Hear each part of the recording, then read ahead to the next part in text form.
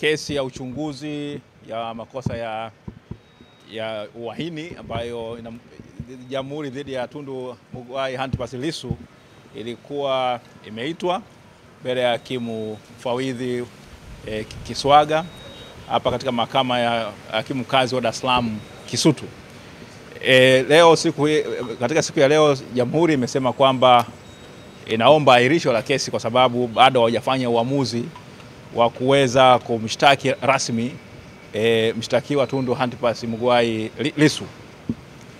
Upande wa wakili Lissu ambaye mshtakiwa Lissu ambaye anajiwakilisha yeye mwenyewe katika hatua hii amepinga kwa nguvu kubwa sana kwamba madhari serikali wanasema mara ya mwisho walisema wameshakamilisha upelelezi na walikuwa wanasoma kile ambacho wameshakifanya, na baada hapo itakiwa wafanye uamuzi. Leo itakiwa watoe taarifa kwamba maamuzi ambayo wamefanya ni yapi.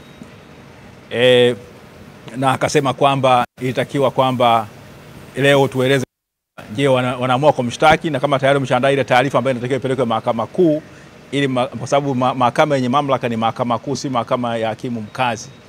Sasa hizo hoja wamebishana.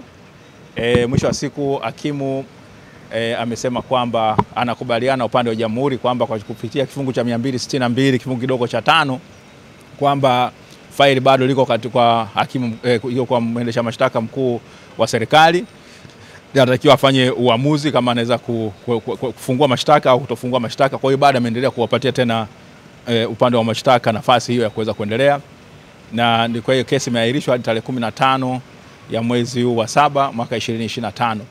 Kwa hiyo ni hoja ambazo zimetokeza, na vile vile katika shauri hili wakili Lissu ameeleza kwamba baada ya yale malalamiko yake ambayo aliwasilisha ile tarehe 16 ya mwezi wa 6 kuhusiana na jinsi alivyokuwa akitendewa kule gerezani, hali yake imebadilika. Hivi sasa ana haki ya kuweza kuwaona mawakili, haki yake ya ibada imezingatiwa, angalau padri ameweza kupelekwa kule kwake, haki yake ya kufanya mazoezi imezingatiwa, sasa anaweza kufanya mazoezi yake.